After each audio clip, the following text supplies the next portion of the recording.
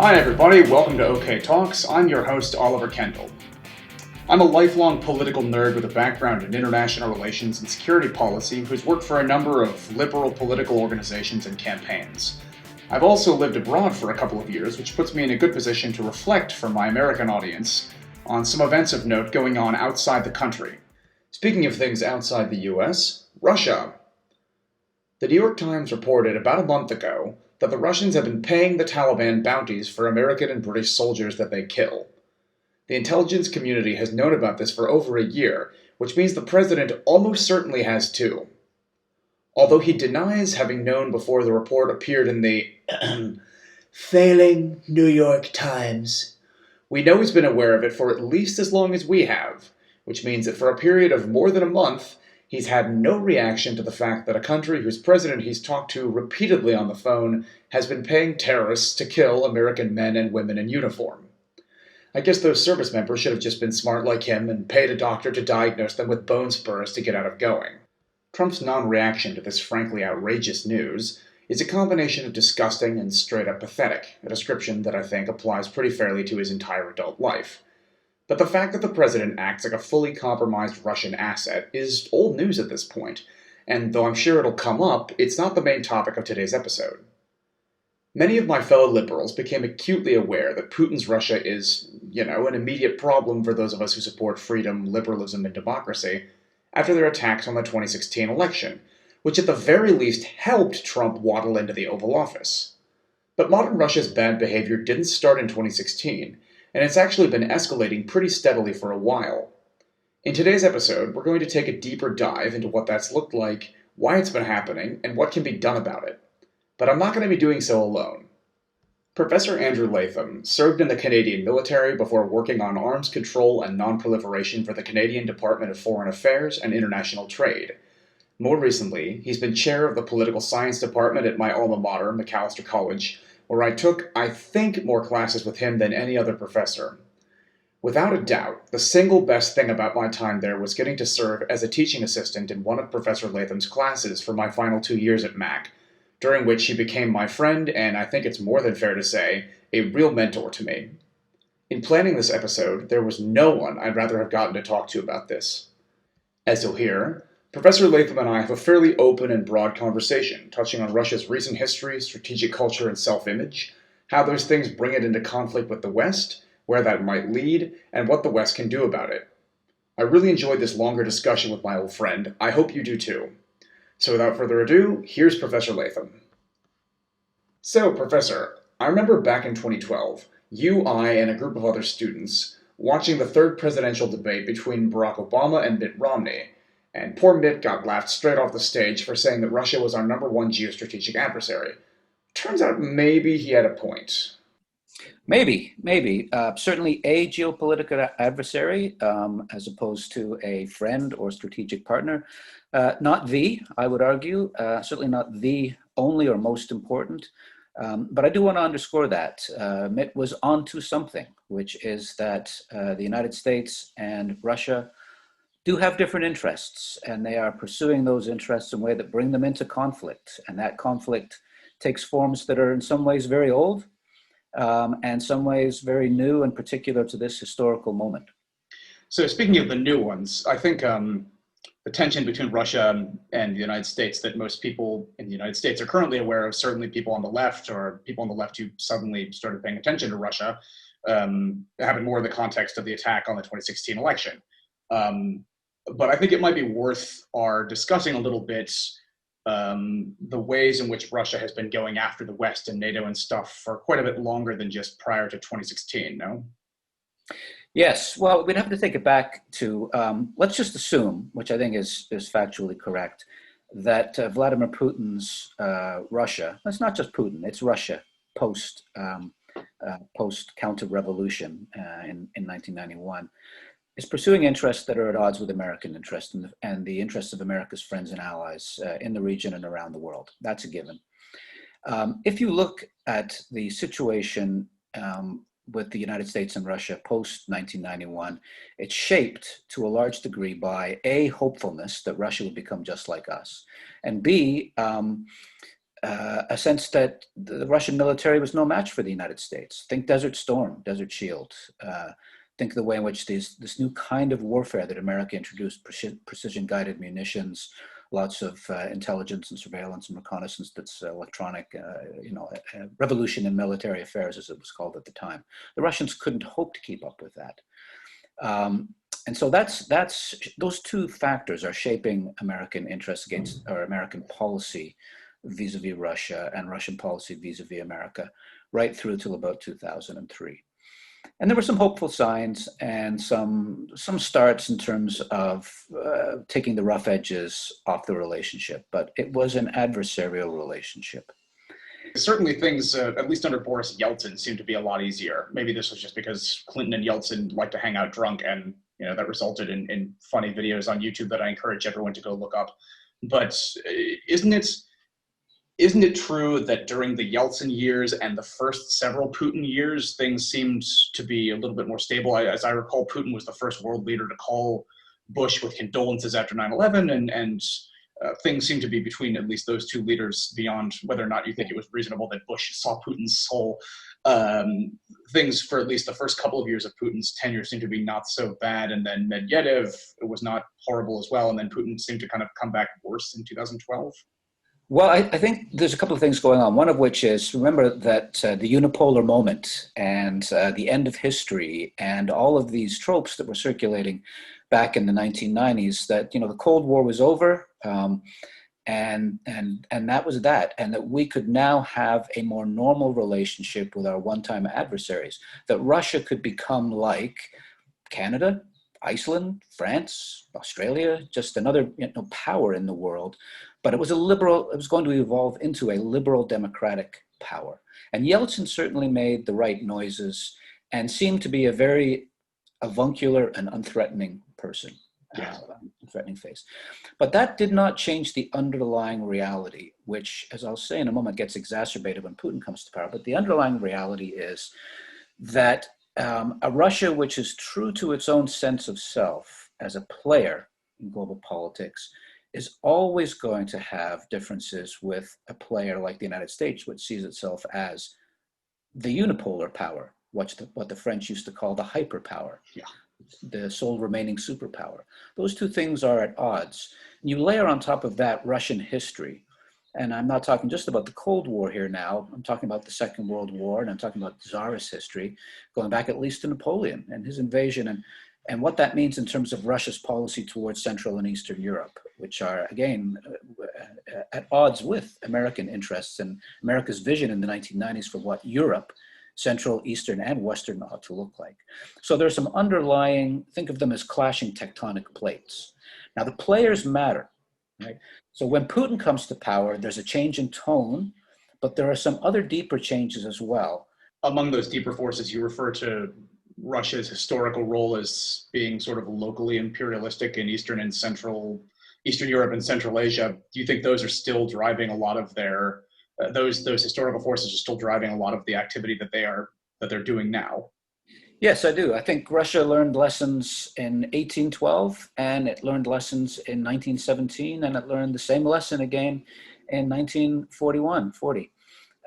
That absent what they are sometimes referred to as a defensive glacis, a kind of fortress wall running down the middle of Europe, that they were always susceptible to invasion, that the big wars of Europe were going to be fought on Russian soil, not on somebody else's soil. That explains the Russian acts at the end of the Second World War, when they built that defensive wall in East Germany and the Czechoslovakia, Hungary, and Poland.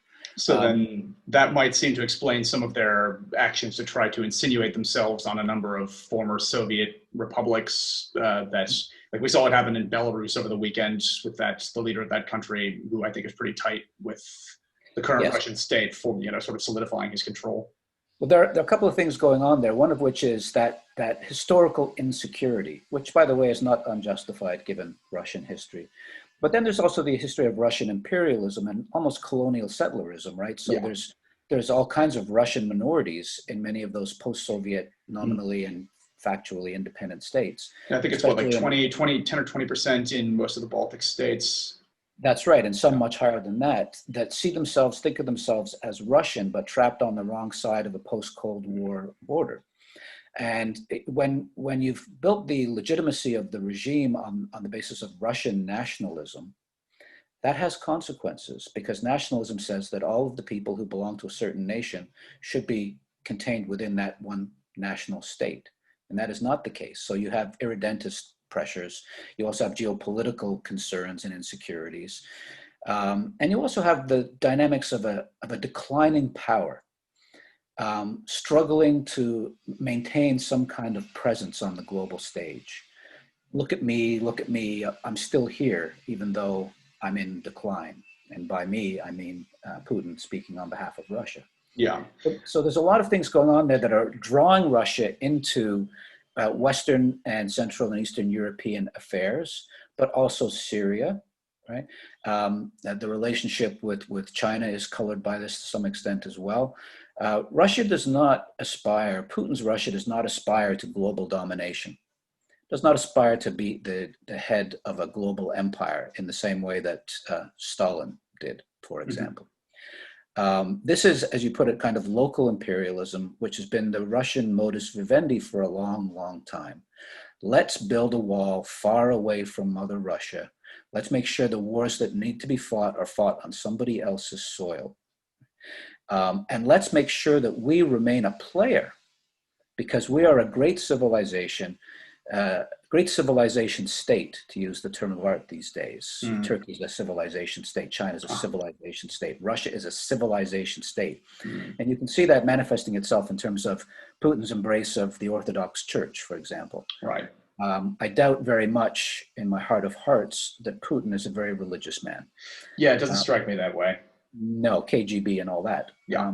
But he certainly has embraced the institution, and he's embraced an ideology which says Russia equals the Orthodox Church in some way, that Mm-hmm. the fates of these two institutions are linked, and that Is it possible that some of that is almost a balancing act? Putin's embrace of the Orthodox Church and of, let's say, a particular strain of homophobia that has mostly been marginalized in Western liberal countries, and the fact that Russia is not, I mean, besides its own pre-existing ethnic diversity in that Russia is geographically massive and there are a number of sub-ethnic groups sort of mixed together in that country, there's not a lot of immigration from, let's say, white European parts of the world to Russia.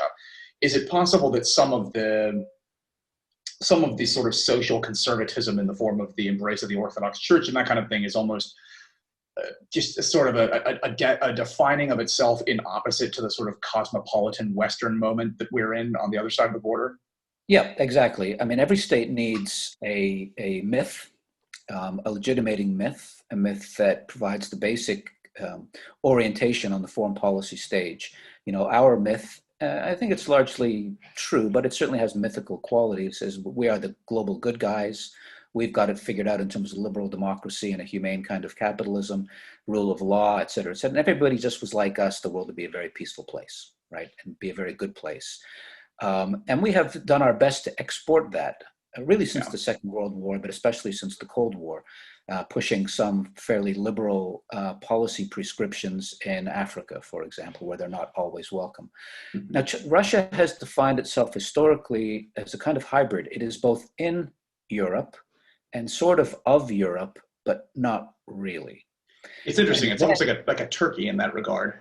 That's right. That's right. And so there are Asianists in Russia who see Russia as an Asian power, Mm-hmm. and it should be looking east.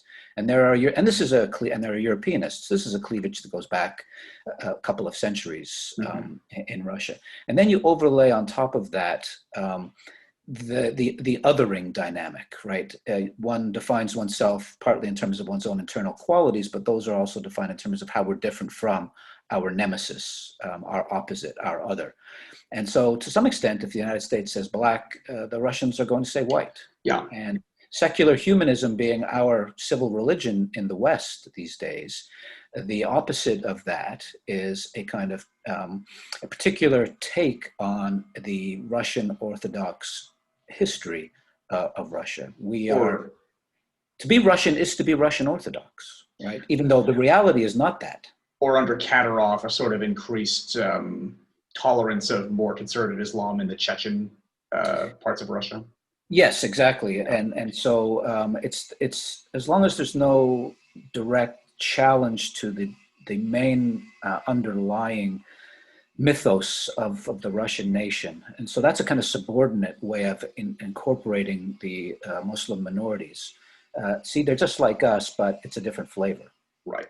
So then, for whatever reason, whether it be, I mean, a combination of sort of newfound conservative national identity combined with centuries, it sounds like, of strategy of basically trying to push the border away from the motherland, as it were. The reality is that I would say, at least since 10 or 12 years ago, I think it got, to me, to my mind, to my observation, it got a lot worse when Putin came back in 2012 after his brief stint as prime minister. That the Russia's level of aggressiveness with the West seems to have gone up pretty drastically. I know this in the form of pretty aggressive harassment of Western diplomats in Western Europe by the Russian security forces. Yep. Yep. And buzzing the UK with bombers, and even Sarah Palin's Alaska on occasion. Being more assertive on the global stage. And partly that's a function of, remember, the transition from the Soviet Union to Russia really laid low Russia, the post-Soviet state. Its military was weak.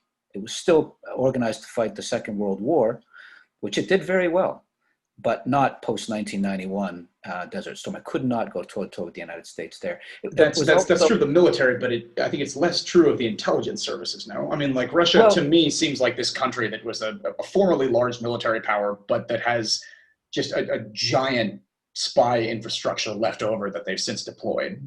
Yes. Yeah. Well, so weak militarily, weak economically. The post-Soviet Russian state finds its footing ultimately economically when there was still a market for oil, right? Russia's not rich, but it was way richer in 2012 than it was in 1995, let's say. Mm-hmm. So the wherewithal to rebuild the military is there, but there are also lessons learned. And one of the lessons learned is it ain't World War II anymore. Mm-hmm. And we can't go toe-to-toe with the United States. So we have to find an asymmetrical way of challenging them on the battlefield and beyond the battlefield. So why has that been so effective? That this is a given that Russia, from a military standpoint, cannot seriously compete other than if we're talking about in terms of nuclear weapons. So they've gone to this asymmetrical approach toward the U.S. and the West in general, which seems to have been, I think we can disregard Syria, where they've been involved in a pretty direct bomb everybody that moves kind of way, and we could talk about that more. But since we brought up the asymmetry thing, the attacks on, some of the flavor of the attacks on Ukraine, Georgia previously, and then more directly against us in the context of the election and other sort of propaganda efforts.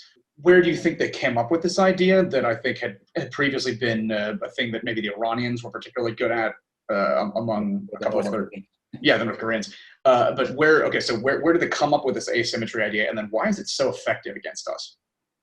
Well, so it's an adaptation, right? It's an adaptation. If you can't fight them on the battlefield, then you have to fight them beyond the battlefield. And first of all, the social media, the environment has changed. The hypermedia environment has shifted. It's matured in a sense. So it's a domain that can be exploited, land, sea, air, and cyber, in a way that 30 years ago there was no cyber. 20 years ago there was really not much in the way of a cyber domain. This works, right? It's called various names: hybrid warfare, gray zone warfare. Think about the way in which the Russians have intervened in Ukraine, for example, right? It's not the successor to the Red Army crashing over the borders with tank battalions. It's more gray than that. Think of the way in which they have interfered in not just American elections, exploiting our strength and our weakness, which is an open society. They've used these tools against the Europeans, Western Europeans as well. They've used them against the Baltic states as well.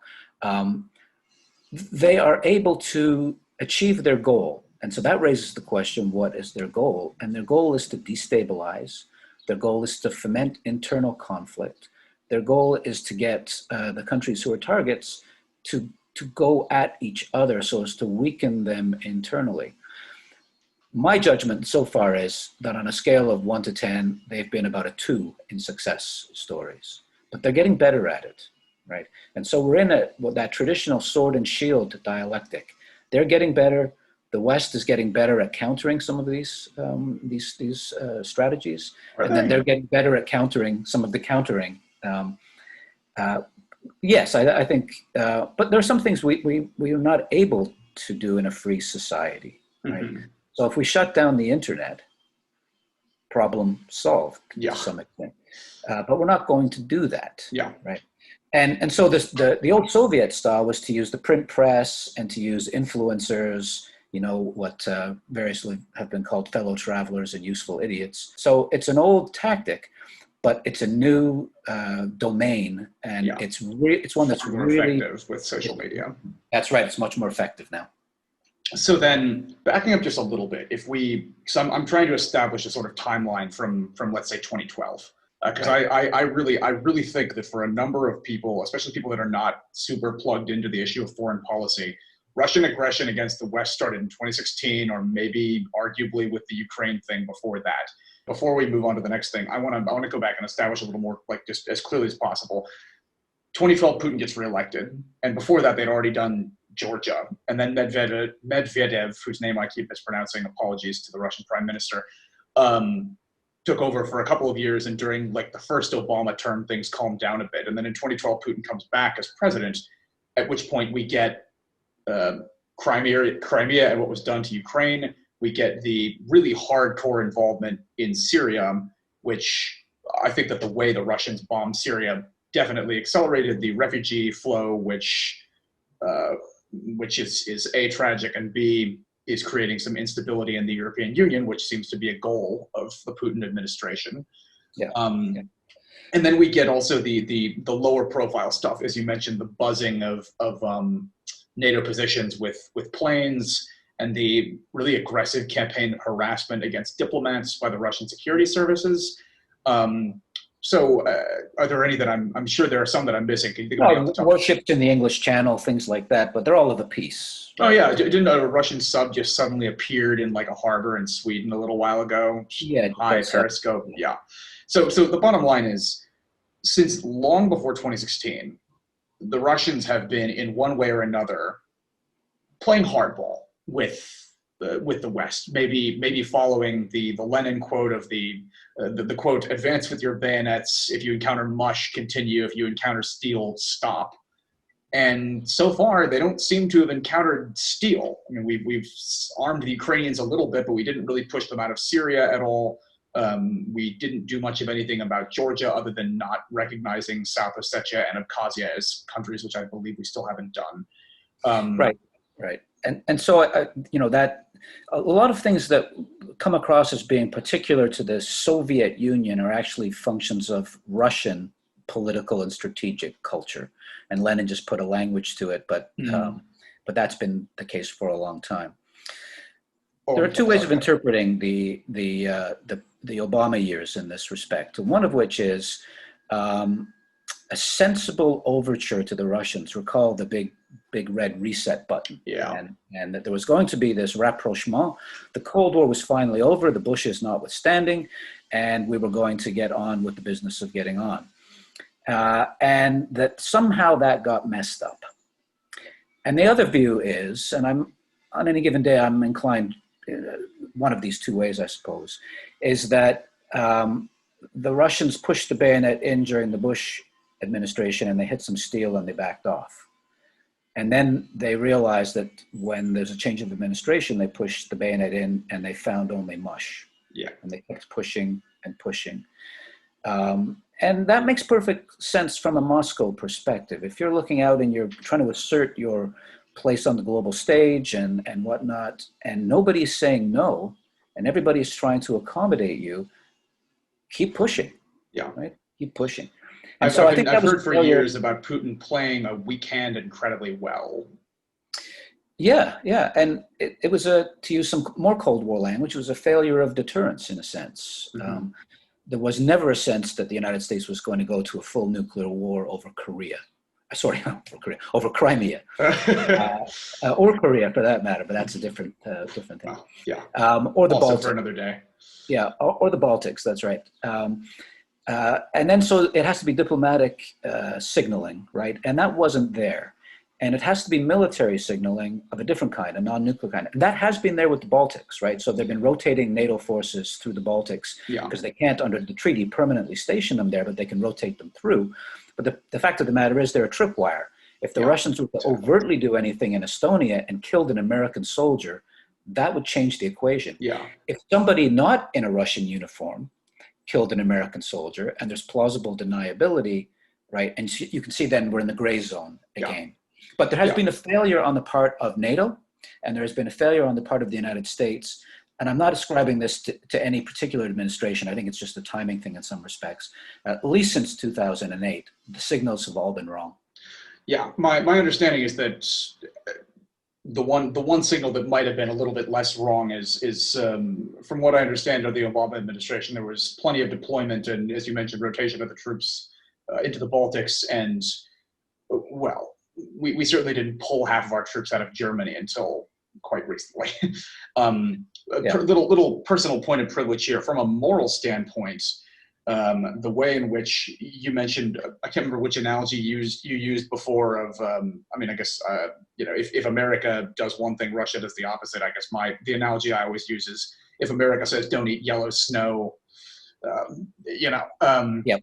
but given that, this has led that, this has meant that over the last couple of, well, at least a decade, there have been a number of conflict situations where the U.S. takes a side, and so the Russians kind of by default take another.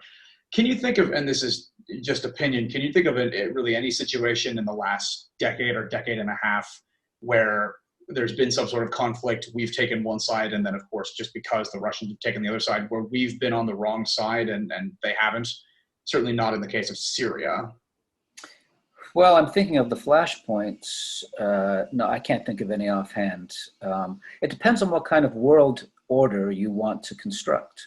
I guess in the And context of if you believe in freedom and democracy and some measure of equality and all these sorts of things, is there a single situation where the Russians' activity in the last decade and a half would have moved the world more in that direction, and the West's actions, in contrast to the Russians, have not? in their mind, the only plausible case you could make is that in a truly open democratic world, the United States would not be calling all the shots all the time. And therefore, standing up to the United States is a moral kind of uh, stand. But that is Even if self-serving. that means backing Bashar al-Assad and bombing the crap out of everything that moves in the northern half of Syria. Yes, I was going to say that is a morally unsustainable argument Yeah, because it means that you are always going to support the bad guys as long as there are bad guys and not their bad guys. That's yeah, an old story in yeah, politics. I could quote Lyndon Johnson on this, but it's probably yeah. a PG broadcast, so I No, won't. I've quoted the president, so it's not PG. But I mean, yeah, this for the record to our listeners, this is not in any way me implying that the United States has always backed the right side, and No, no. no, having spent at least a little bit of time in Latin America with people who were fighting against the very bad U.S. backed forces in El Salvador, for example, no, we've definitely not been on the right side. But in the context of the West versus Russia over the last little while, where Russia's objective has really seemed to be, okay, if the West is doing this thing, I will oppose it. It Yes. seems like I can't think of any scenario, and I guess you can't either, in the last decade and a half or so, where that's meant that, like, Russia is standing up for the oppressed people of, X, Y, or Z nation while the United States bombs civilians or something. No, no, I can't think of any. I mean, there's a sense that the Russian state has a responsibility towards ethnic Russians outside Russia's borders. Mm, But the United States is not bombing those people. no, We're yeah. not bombing Russians in Estonia. Okay, so then, bottom line, over the last decade or decade and a half, the Russians have been doing things that are aggressive toward the West, many of which have been morally problematic, and a lot of which probably don't make them look super good on the world stage. New vaccine that they've just introduced notwithstanding, and I think we will maybe joke about that later. My guess is that it's just watered down polonium. But we'll see. So couldn't help it. So granted, the Russians have been doing a number of aggressive bad things over the last decade or decade and a half. To what end? We've discussed a little bit the long-term strategic interest of trying to kind of push the conflict zones further away from Russia and thus reassert control over some sort of former Soviet republics. But how has this actually benefited Russia? The life expectancy, the male life expectancy in Russia, I want to say is lower than North Korea. The global happiness indicator is not very good. Terrible GDP. The economy is in the toilet. I mean, like what does this get Russia other than Putin's ego? So domestically, it gets it bolsters legitimacy. If the post-Soviet state is founded on Russian nationalism, then Russia has to look good. Russia has to look good in terms of the shirtless Boris Yeltsin on horseback, kind of macho. That there's a gendered discourse around that, which is interesting. Sure. So it really is let them eat.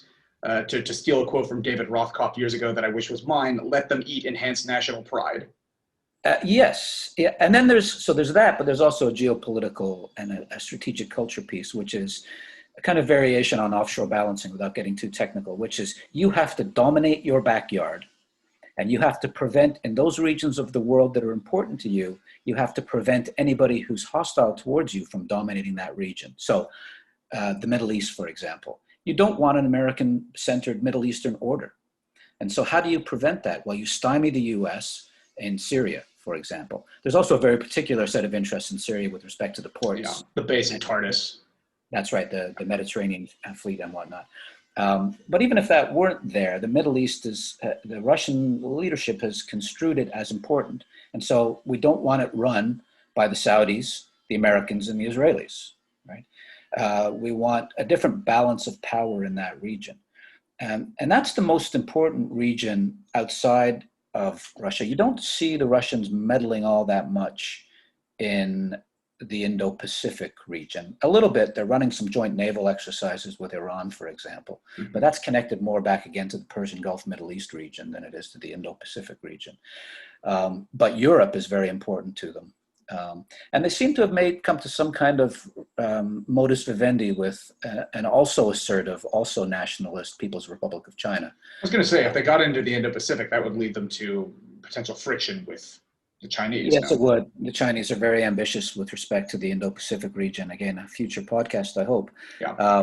But that flank, as it were, seems to be quiet for the Russians right now, even though there are some flashpoints that I can see emerging over the next 15 or 20 years.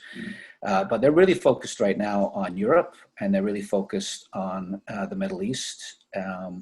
Not so much Africa, not so much Latin America. They did send one of their aircraft carriers to sail, I think it was an aircraft carrier, off the American coast a few years back.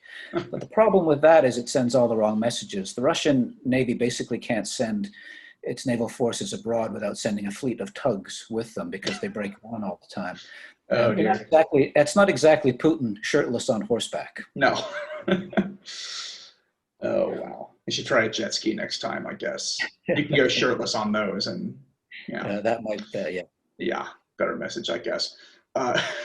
So then, I guess from a standpoint of quality of life or anything like that, because you could argue that from the standpoint of the American people, America's hegemony in some way benefits people through free trade and lower prices and these sorts of things. But Russian aggression against the West and other parts of the world, it's hard to argue that it's actually beneficial to anybody there that isn't working in some way in the intelligence establishment or in the military or in the government. Correct? It's correct. I would say two things, one of which is the American dream is not the Russian dream and vice versa, right? So American legitimacy is based on, we don't always live up to the promise, to be sure. But the idea is you work hard and you will earn yourself a white picket fence and 2 chickens in every pot and all that kind of thing. And that's not the Russian. The other fear that regime has, and the other opportunity that it sees, is back to the color revolutions in the sort of post-Soviet era, right? That the fear is that if Putin doesn't deliver something, guns, butter, national pride, something, that regime is going to fall, right? And they can't produce and provide the butter. And Yeah. that simply leaves nationalism. It's just an expedient, one that is also consistent, though, with that vision of Russia as a muscular, assertive power, a power that matters, right? Yeah. A great old civilization which has had its problems occasionally, but deserves a place at the table of the great powers of the world. And America is nothing special. It's just another power. And that's not the way the world looks to them at the moment. So Yeah.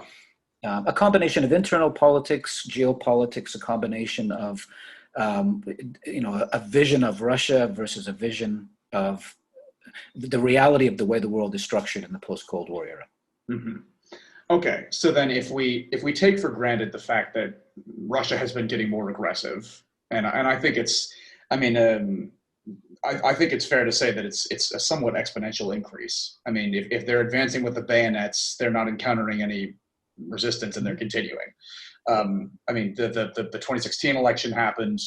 Prior to that, Ukraine, Syria, and a number of other things. Then the 2016 election, and then increased involvement because, from what I understand, the interference in the United States has not really ebbed almost at all. No, in fact, what I'm hearing is they're getting better at it. Yeah, I mean, there seems to be. I mean, I think their great weapon in 2016 was surprise. I mean, I think that people in the United States are not used to the idea that a foreign country can actually screw with our election. They've lost the element of surprise, but I think that they, from what I understand, have continued to stand up Facebook groups and host events of two different sides protesting in a place where they totally did the whole thing themselves. Yeah. So if we take for granted the fact that Russia's bad activity toward the West has actually been around for a little while, but there are some geostrategic and maybe strategic cultural reasons for that. And that as of right now, simply the victory of having Donald Trump in the White House, and it is pretty clearly a victory for them. I think a coup of the sorts that Soviet leaders could only have dreamed of. If we take for granted the fact that they're not apparently going to stop with that, we've talked a little bit about how the West has maybe enabled some of this bad behavior. First off, is it fair to say that Russia is essentially acts as a rogue state? Well, I would say so. It is not a rogue. What's the opposite of a rogue state? It's Canada, or Australia, or it plays by the rules. It mouths the correct pieties. It does what a good neighbor is supposed to do, and the Russians don't play by those rules. So the label rogue state is a bit dated and has some connotations of the axis of evil and whatnot. Whoops. But in terms of a plain English use of the word, yes, it is a rogue state. So now, then so is the United States, but well, we can do another podcast on that one, I guess, or we can call that some red meat thrown in for any Russian listeners we have. Yes. So if we think of the country that way, then there are a number of other countries that we think of as being rogue states, the Iranians, the North Koreans. We handle those countries in a way that's different than the way that we handle Russia. There are all of which is to say, we have at least one other example of a nuclear-armed rogue state. Why does the West not approach Russia more in the way that it would another nuclear-armed rogue state? Is it just its geographical size, or oil, or something like that? It's a couple of things. I think, I understand why deterrence and containment are not being tried against China, for example, because of the economics of it. Yeah. It's impossible. That's not true with Russia. It wasn't true with the Soviet Union. It's not true with Russia. I think that there are a sufficiently large number of people in positions of influence, formal or informal, who simply see Russia as a problem that can be solved once Putin goes away. That in so the same 2036 way, then. If then. In the same way that European integration solved the Franco-German problem, right? That the arc of history, as it were, is such that Russia will eventually join the family of European nations, and it will become like Belgium. There's a Okay. joke. There's a joke in there somewhere. Yeah. But it won't be a threatening external other, right? That, in other words, the balance of power between those who see Russia as an Asian power and those who see Russia as a global power and those who see Russia as a European power, the Europeanists will win out if we just don't antagonize them too much in the interim. Okay. If we How keep the many hand, how many more elections in the United States, we know of France, and quite possibly Brexit, need to be interfered with before it becomes clear that that's probably not a sustainable strategy? so he's not much in fashion these days, but Thomas Kuhn back in the day coined the term paradigm. It was a set of beliefs that were resistant to the facts, that the anomalous facts could always be fit into the theory somehow. And I think there's a lot of that going on, that people have a paradigmatic view of Russia, and the facts are not getting in the way of their belief system about what Russia is all, what makes it tick, and what might be done in future to make it a better international player. I think it's almost a willful blindness, but it's grounded in people's deeper sort of political philosophies and views of human nature and all the rest of it. And it's hard to displace. There were people in 1939 who thought we could have peace in our time with Adolf Hitler. And, reductio ad Hitlerum is a bad thing, but it really doesn't. You can, in fact, misread something so profoundly on the basis of wishful thinking that, in fact, you get the worst possible outcome. Mm-hmm. So then, speaking of things that could potentially be done, we've talked about certain Russian advantages in the context of asymmetry, and we've talked about, well, I guess we're now thinking about the possibility that Russia will suddenly realize once Putin vanishes in 2036, fingers crossed, that they really just want to be, a Western European power and will allow the Ukrainians to escape their orbit and will allow various other former Soviet republics to start making their own decisions, and Russia will become real democracy and, for the first time ever.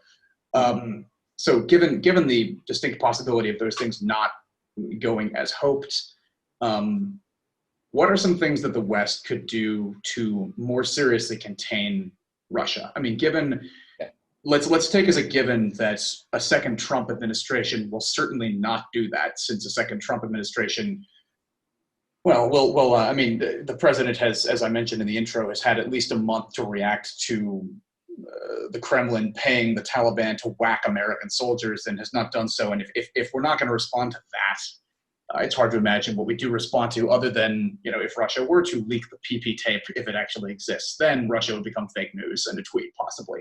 But assuming an end to Trump's reign of the United States at some point and some kind of restoration of the transatlantic alliance, which again, I think has been terribly damaged by the Trump administration, what are some moves that the West might make were the leadership in the West start realizing that simply waiting it out until 2036 isn't an option anymore? Well, when you're in a hole, the first rule of holes is to stop digging. And what I mean by that is the Europeans are merrily subordinating themselves to Russian oil diplomacy, right? Don't buy any more Russian oil, right? Buy somebody else's oil. There's a glut of oil. Oil is cheap. You don't need to build gigantic pipelines from Russia, which is funding everything that they do. The flip side of that, I suppose, and your audience will love this, is drill, drill, drill. Oh. The more oil in the market, the more petro on the market, the poorer Russia becomes. Now, that has two possible outcomes, one of which is to chasten Russia, and the other one is to cause it to lash out. I was going to say you mentioned them being poorer. No, sorry, you said they were richer in 2012 than they were in 2006. But the price of oil has fallen pretty dramatically since 2012. Alternative energies are taking off, and also the Saudis, in order to screw with the Iranians, massively increased their production, which hurt the Russians by default. So, even if the Venezuelans are unable to produce their oil with a shale boom in North Dakota and other sources, also, from what I understand from Rachel Maddow's book on the subject, it sounds like Russia's own oil industry is not actually very good at getting oil, and they've needed cooperation from Western oil companies who are prevented from seriously engaging in that by sanctions. So as the one real resource that Russia has becomes decreasingly valuable, they seem to have been lashing out. I mean, to me they act basically as a pirate country. I mean, they don't have a lot of resources, but what they do have is this huge military and intelligence infrastructure that they'll use to increase their position on the world stage and maybe able to get rid of some of the sanctions. But like, what else can we do to contain that sort of thing? You mentioned increasing oil production, which might chasten them or might lead them to lash out. What's another option? Well, some options are off the table, right? So you can't use nuclear deterrence to deter anything but nuclear attack. And so that doesn't apply so much to the gray zone military, paramilitary operations. We're not good at that. The United States is really good at fighting two kinds of war. One is, tank versus tank, Desert Storm. Nobody can defeat the US military. And the other one now is really good at counterinsurgency operations. But nobody's doing those things anymore in quite the same way that they were 30 years ago or 5 years ago. They're not doing that. They have adapted. They have adapted so that it's almost Darwinian. The kinds of warfare and the kinds of forces that were right against the US that were weak have been destroyed. And it's left only the best behind. Right? And the Russians have figured this out. China has figured this out. And the Islamists, the extreme violent Islamists have figured this out as well. And so we need to adapt to their adaptations. And I think, I'm not privy to what goes on in the US military, but I think we've been wrong-footed to some extent. Focused too much on winning a war in Iraq that's unwinnable and the Syrian situation. And we don't know how to deal with Russia. I do think, though, that consistency in signaling is really important. When the UK and the US promise Ukraine that if they just give up their nuclear weapons, we will protect their sovereignty, and then we don't, nobody believes us after that. Yeah. And so, but there's a slippery slope too. One of the reasons why the US got into Vietnam was it had done nothing in Laos and nothing in Cambodia. And the sense was we have to stand up now and signal strongly that we're not going to put up with this anymore. And the rest, as they say, is history. And it's not a very good history. Yeah. So people who get paid a lot more money than me, I hope, are putting their brain power to this problem and figuring out. And here's where the Trump administration comes in. Trump is very bad at signaling consistently about anything, right? On the one hand, the U.S. On his watch has implemented sanctions against Russia, has put more troops not in Germany but in the Baltics and so on. I mean, despite his best efforts, no. I mean, like the sanctions are getting slow rolled and not seriously being enforced. And I don't know what the state of play there is, but I do know. I can paint a picture in which that's happening on the one hand, and he's playing kissy face with Putin on the other. Yeah. That's not consistent, and that's sending some wrong signals. And then I don't know how Putin views Trump, probably as a useful dupe, if nothing else. Mercifully, the American government does not boil down to Donald Trump, and there are professionals that work day in and day out who are working on these problems. And I'm a believer in American can-doism. I think eventually the hybrid war thing will be sorted. But I was going to say, what are some potential? You mentioned adaptations. You mentioned that the U.S. military is good at tank to tank, and then they're good at counterinsurgency, and then we'll need to adapt.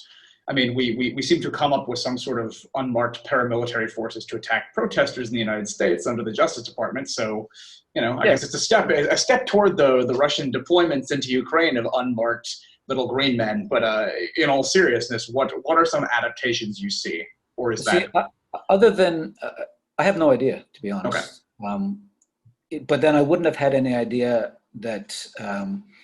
Desert Storm would have gone the way it did and anticipated the changes that had to be made to bring that about. I wouldn't have anticipated that the U.S. would have dusted off its counterinsurgency manual from Nicaragua in 1933 and put it into effect in Iraq. It's hard for me to say because I'm not metaphorically in the trenches day to day. But I do know that there is that dialectic. I'm sufficiently left over from my youth. There are a sufficient number of Marxist categories that I still believe in, and the dialectic is one of them. And that steps will be taken. It may be more of of what they're doing, but in a reverse direction. Mhm. And does anybody believe, by the way, that the U.S. intelligence services aren't engaged in some of these activities vis-a-vis Russia and China? They don't I have certainly hope so. they don't have elections to speak of, but disinformation and sowing confusion and whatnot. We spend a lot of money on it. Yeah, I yeah. think we I can. hope. I mean, I hope we're doing something. I Yeah. will say I don't feel any kind of, well, I don't feel any moral compunction about that. It's not like we're undermining a free and fair election in those countries, as you said. No, no, Um, exactly. But we've got to get better about protecting our own. And yeah, let's be honest about what the Russians did in 2016. It was a pilot program for them in some respects, and it had no, in my judgment, it had no appreciable impact. It didn't determine the outcome, but it tested and proved some concepts that could be consequential going forward. I think the push to move to electronic voting is dead. yeah. I That would imagine. that's too vulnerable. We're talking about now postal ballots. I feel like I'm back in 1973 or something, right? It's, Yeah. um, but no, because that's hackable, Yeah, I right? mean, from what I understand, they managed to break into the election data or at least the websites with the election data of every single state, I think. Yeah, I mean, they I didn't change was, any votes. They didn't change any as far votes, and as they we didn't. know. And then they fiddled around with the atmospherics, Yeah, right? And remember, the goal is to sow discord and strife. yeah, And what are American fault lines there? Well, they're obvious. Race, orange man bad. You play yeah, on that one. yeah, Half the country, more than half the country.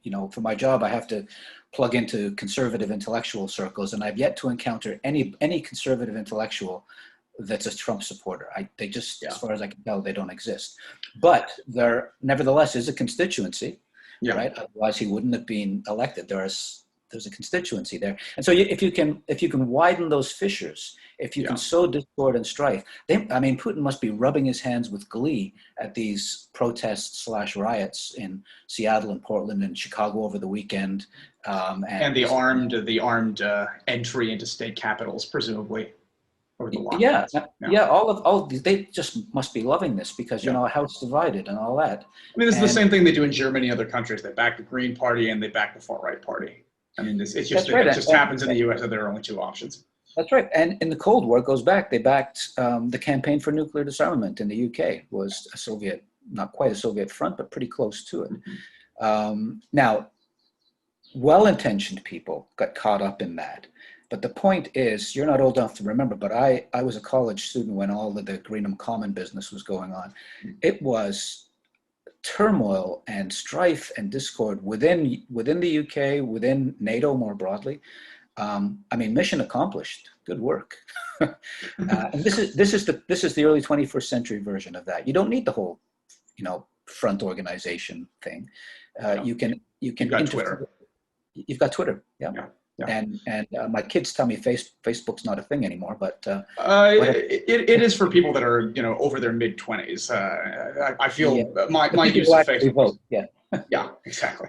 Yeah, yeah. I was going to say the people who actually turn up to vote are the ones that are on Facebook. I think although who knows, maybe Trump's attempt to cancel TikTok will turn that generation out in a way that has not been seen since youth heartthrobs Michael Dukakis and George H.W. Bush were on the ticket. Which for listeners, by the way, highest youth voter turnout was the 1988 election. So to Really? those of us on my side who are to those Rick Wilson likes to cite that statistic a lot, and I think it's a good thing to remember for those of us who expect that young people are just going to save us from a second term of Trump. Who knew that with all that's going on in the world, that this will be the TikTok election? Yeah, who knows? I mean, I guess it's worth hoping for if you want Trump to lose, considering who is on TikTok. So, Yeah. My kids tell me TikTok's a thing, but yeah. Yeah, I've mostly steered clear entirely, actually. But so in any case, then we're in terms of countering, future Russian attacks on. I mean, like, okay, let's imagine that Biden is elected president, which polls suggest being at least somewhat likely. Biden's elected president.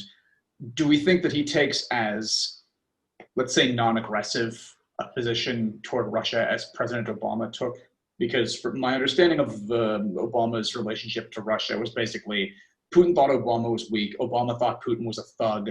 and like would take him aside at things like the G20 and say, don't interfere in the election and stop having your security forces harass diplomats. But as far as we're aware, other than finally kicking out some intelligence personnel after the election had already happened, mush, as we referred to before. Do you think that a Biden administration takes a harder line? I think a Biden administration has to take has to signal to the base that the Russians are bad, because that's been such a drumbeat now for the last several years. Whether that will translate into serious policy shifts, I don't know. Look, I'm not a warmonger or a hawk, and I'd like peace, but sometimes. If you let the likes of Putin just get away with it time and time again, they don't stop pushing. Yeah. Right? The old bayonet and mush business. Yeah. And no American, the Clinton administration it was a different time, and it was a more hopeful time, but they certainly didn't do anything to contain this new Russian state, which hadn't yet sort of morphed into the monster that it's become. Yeah. And nobody since then, really. The eye has been on China or on Iraq or on somebody else, and we haven't paid much attention to the Russians. So I'm not sure that there will be much in the way of a policy shift. I think this is not likely to rise to the level of, the number one thing on Joe Biden's agenda, which means that lower level people are going to be making these decisions. And if it's sufficiently down the list of things to do, it's going to be career civil servants who are thinking these things through. And if that's the case, it's likely to be more of the same, obviously. They're not going to change course. It may, in fact, be what people sometimes refer to as a wicked problem. There are a lot of moving parts. It's not clear what outcome we want, and we don't know how to get there anyway. Yeah. And I think that's fundamentally it. We don't know what outcome we want, except that we would really like Russia to be like Canada. Yeah. And I think that's unrealistic, given Russia's history, given the geopolitics. The countries are about the same size, but that's about it. There's no similarity other than that. It may only be a manageable problem and not one that is soluble for the medium to long term. Right. You said a thing that a little while back that reminded me of a thing that have been saying for a while that continues to concern me, which is that for a person like Putin, at a certain point, one has to stand up and say stop. I mean, because there's been basically unilateral escalation coming from the Russians since, there was, the harassment of diplomats starting about in 2012. There's been the buzzing of NATO positions since around that. Even before that, there was the Georgia thing, and then Crimea and Ukraine, Syria, various Western elections. It seems to be unilateral, exponential escalation. And at a certain point, in order for that to stop, a punch will have to be thrown of some sort, whether that's a large cyber attack or some sort of attack personally on Putin to release, evidence of corruption or something like that. Who knows if that would actually damage him at this point, considering how much control he has of Russia. But at a certain point, based on what you said, and I agree, an elbow will need to be thrown. The problem is, as far as we've escalated, I worry that we might reach a point where the kind of elbow that gets thrown will have to be something fairly substantial, which obviously opens some doors that we probably would prefer to remain closed. Yeah.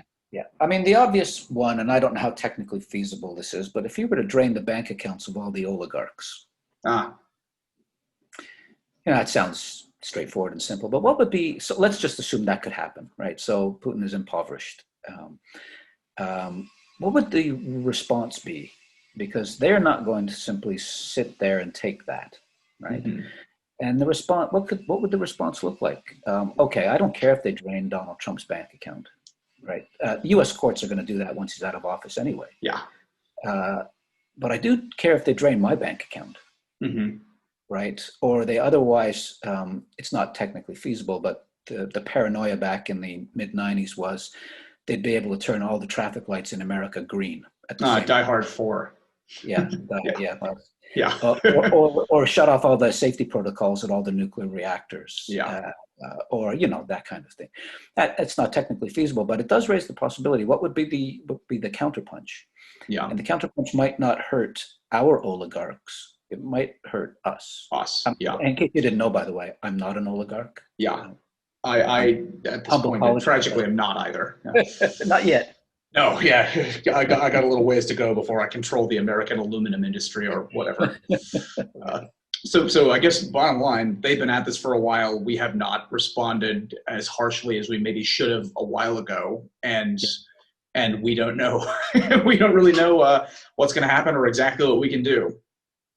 There's a reason why parents will lightly slap the wrists of toddlers who are misbehaving, dangerously misbehaving, Yeah, because then they learn a little lesson along yeah, the way. And I'm not infantilizing Russians or Russia or Putin.